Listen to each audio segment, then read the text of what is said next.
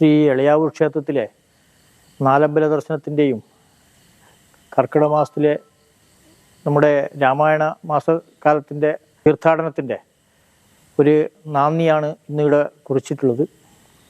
ഇനി വരുന്ന ദിവസം 31 ദിവസം ക്ഷേത്രത്തിൽ നാലമ്പല തീർത്ഥാടനവുമായി ബന്ധപ്പെട്ട് നിരവധി ദേശങ്ങളിൽ നിന്ന്, കഴിഞ്ഞ പ്രാവശ്യം കോഴിക്കോട്, പാലക്കാട് ജില്ലകളിൽ നിന്നും കാസർഗോഡ് ജില്ലകളിൽ നിന്നടക്കം നിരവധി ഭക്തജനങ്ങൾ ഇവിടെ എത്തിച്ചേർന്നിട്ടുണ്ട്. ഈ എത്തിച്ചേരുന്ന ഭക്തജനങ്ങൾക്ക് മുഴുവൻ ആവശ്യമായ അടിസ്ഥാന സൗകര്യം ദേവസ്വം ബോർഡ് ഈ ക്ഷേത്രത്തിൽ ഇപ്രാവശ്യവും ഒരുക്കിയിട്ടുണ്ട്. ആ നല്ലവരായ നാട്ടുകാരുടെയും നമ്മുടെ ഈ ക്ഷേത്രത്തിലെ മാതൃസമിതിയുടെയും ഒക്കെ സഹകരണത്തോടുകൂടിയാണ് ഈ തീർത്ഥാടന കാലം നമ്മൾ നല്ല രീതിയിൽ നടത്തുന്നത്. ക്ഷേത്ര ജീവനക്കാരുടെ സഹകരണം, ഇവിടെ എത്തിച്ചേരുന്ന എല്ലാവർക്കും നല്ല രീതിയിൽ ദർശനം നടത്തുന്നതിനും അത് കൂടാതെ പ്രഭാത ഭക്ഷണം നൽകുന്നതിനും നമ്മൾ എല്ലാവിധ സംവിധാനങ്ങളും ഒരുക്കിയിട്ടുണ്ട്.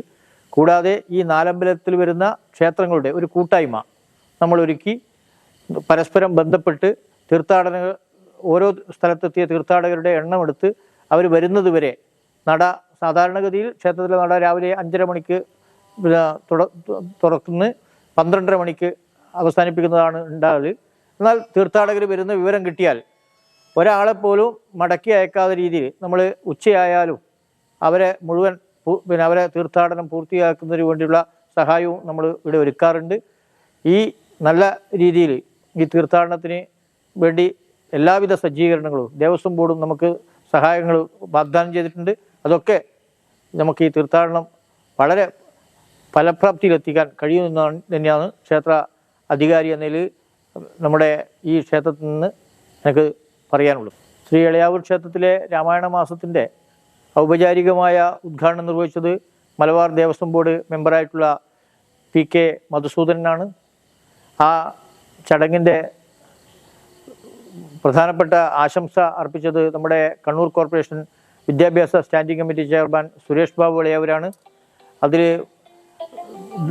നമ്മുടെ ഇവിടുത്തെ councillor Dhanesh Mohan, executive officer PT Muraleedharan, ഇതിൻ്റെ നമ്മുടെ ഉത്സവ കമ്മിറ്റി സെക്രട്ടറി TK വേണു എന്നിവരൊക്കെ ആ ചടങ്ങിൽ നല്ല രീതിയിൽ ഇടപെട്ടുകൊണ്ട് അത് ആ ചടങ്ങ് ഭംഗിയാക്കി തീർക്കുന്നതിന് സഹായിച്ചിട്ടുണ്ട്.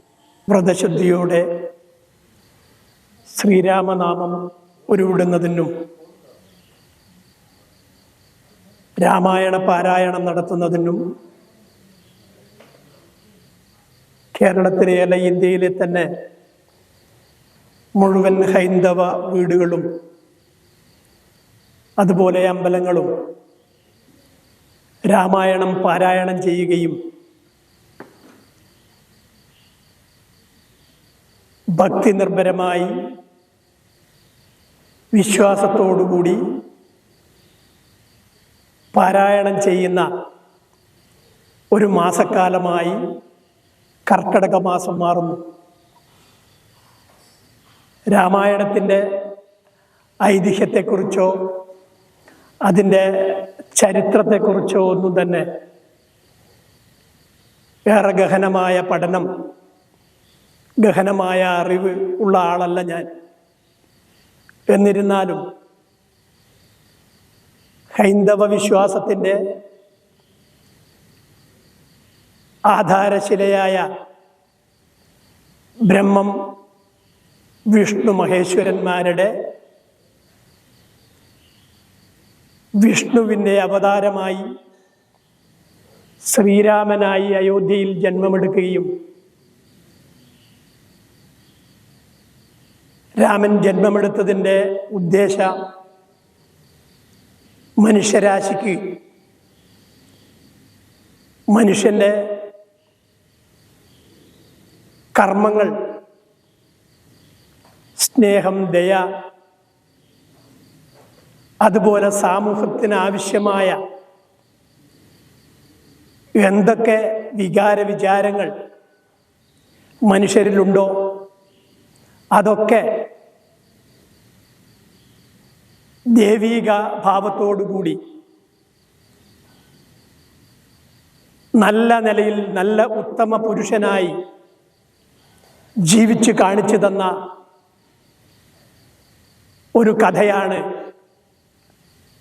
രാമായണം എന്ന നിലയിൽ നാം ഈ ഒരു മാസക്കാലം ക്ഷേത്രങ്ങളിലും വീടുകളിലും പ്രാർത്ഥനയായി നടത്തുന്നു. ഇത് പറയുമ്പം രത്നാകരൻ എന്ന ഒരു അസുരൻ അല്ലെങ്കിൽ ഒരു കാട്ടാളൻ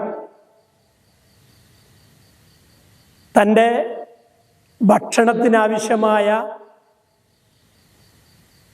വസ്തുക്കൾ കൊള്ളയടിക്കുകയോ പിടിച്ചുപറിക്കുകയോ ചെയ്ത് ജീവിതം മുന്നോട്ട് പോയപ്പോൾ ഈ ഘട്ടത്തിലാണ് ദേവർഷികളെ ഭണ്ഡാരത്തിൽ നിന്ന് തട്ടിപ്പറിക്കാൻ തയ്യാറായത്. ദേവർഷികൾ രത്നാകരൻ എന്ന കാട്ടാളനോട് ചോദിച്ചു, ഈ നിങ്ങൾ ചെയ്യുന്ന ഈ പാപത്തിൻ്റെ പങ്ക് താങ്കളുടെ ഇതനുഭവിക്കുന്നവർ ഏറ്റെടുക്കുമോ എന്ന് ചോദിച്ചപ്പോൾ ആ കാട്ടാളനായ രത്നാകരൻ വീട്ടിലേക്ക് ചെന്ന് ഭാര്യയോടും മക്കളോടും ചോദിച്ചു, ഞാൻ ചെയ്യുന്ന ഈ ദുഷ്പ്രവൃത്തി കൊണ്ട് ലഭ്യമാകുന്ന ഇത് നിങ്ങളെല്ലാവരും പങ്കിട്ടെടുക്കുമോ എന്ന് ചോദിച്ചപ്പോൾ താൻ നിരന്തരം ചെയ്യുന്ന കർമ്മങ്ങൾ താൻ അനുഭവിക്കുക എന്നേ വരൂ എന്നാണ് ഭാര്യ പറഞ്ഞത്. ഇത് കേട്ട് സപ്തർഷികളോട് ഭാര്യ ഇങ്ങനെയാണ് പറഞ്ഞത്, അത് ഞാൻ തന്നെ അതിൻ്റെ പാപഭാരം ഏൽക്കണം എന്നാണ് പറഞ്ഞത് എന്ന് പറയുകയും സപ്തർഷികൾ രാമനാമം ജപിക്കാൻ നിർദ്ദേശിക്കുകയും രാമനാമം ജപിക്കുന്നതോടൊപ്പം തന്നെ വലിയ താപസനായി മാറുകയും രാമായണമെന്ന അതിവിഖ്യാതമായ ഒരു കാവ്യം രചിക്കുകയും ചെയ്തു എന്നുള്ളതാണ് കഥ. കാവ്യരചനയെക്കുറിച്ച് പറഞ്ഞാൽ കാവ്യരചനയിൽ മലയാളത്തിലോ അല്ലെങ്കിൽ മറ്റു ഭാഷകളിലോ ഋഗ്വേദവും യജുർവേദവും സാമവേദവും അഥർവവേദവും 4 വേദങ്ങൾക്ക് ശേഷം നമ്മുടെ രാജ്യത്ത് ആദ്യമായി ലളിതമായ ഭാഷയിൽ മനുഷ്യന് മനസ്സിലാകുന്ന നിലയിൽ സംസ്കൃതത്തിൽ തയ്യാറാക്കിയ ഒരു കാവ്യമാണ്. അതിവിശദമായി ഏതാണ്ട് 21ഓളം പ്രധാന കഥാപാത്രങ്ങൾ ഈ രാമായണത്തിലുണ്ട്.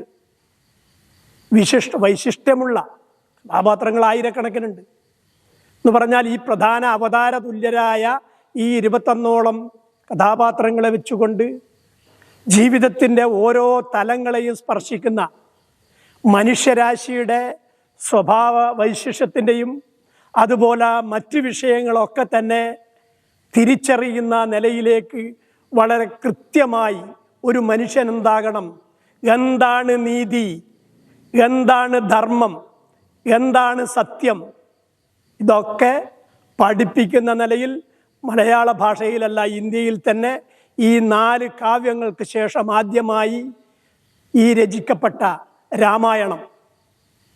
രാമായണത്തെ സംബന്ധിച്ച് പറയുന്നത് കമ്പരാമായണം എഴുതിയ കമ്പരാമായണം എന്ന രാമായണമുണ്ട്. അത് തുളസീദാസ് എഴുതിയ രാമായണമുണ്ട്. അതുപോലെ മലയാളത്തിലുള്ള രാമായണങ്ങളുണ്ട്.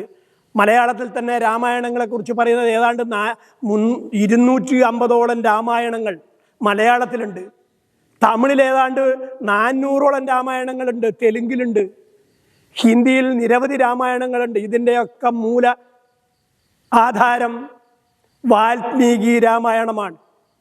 ഹൈന്ദവ മതത്തിൽ മാത്രമേ ഉള്ളൂ അതിവിശിഷ്ടമായ മഹാഭാരതത്തിൻ്റെയോ അല്ലെങ്കിൽ രാമായണത്തിൻ്റെയോ കഥയെയോ വിശ്വാസത്തെയോ അടിസ്ഥാനപ്പെടുത്തിക്കൊണ്ട് വ്യത്യസ്തമായ ദർശനങ്ങളെ കണ്ടുകൊണ്ട് വ്യത്യസ്തമായ കാഴ്ചപ്പാടോടുകൂടി വ്യത്യസ്തമായ രീതികളിൽ ഒന്നിലധിഷ്ഠിതമായി രാമനിൽ സങ്കല്പിച്ച് അങ്ങനെ അധിഷ്ഠിതമായി വ്യത്യസ്തതയോടെ നിരവധി രാമായണങ്ങളുണ്ട്.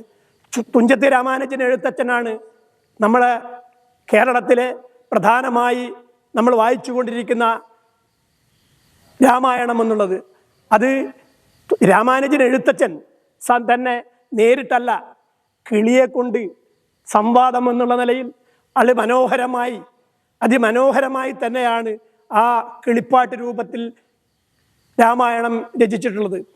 അതുകൊണ്ട് ഞാൻ പറയുന്നത്, രാമായണ പാരായണം കൊണ്ട് ഉദ്ദേശിക്കുന്നത് മനുഷ്യൻ്റെ നന്മയും സർഗവാസനകളും അതുപോലെ തന്നെ ദയയും കാരുണ്യവും ഒക്കെ മനുഷ്യനിലേക്ക് ഉയർന്നു വരുന്നതിന് വേണ്ടി ഈ രാമായണ പാരായണം ഒരു മാസക്കാലം നടത്തുന്നത് കൊണ്ട് ഉണ്ടാകും.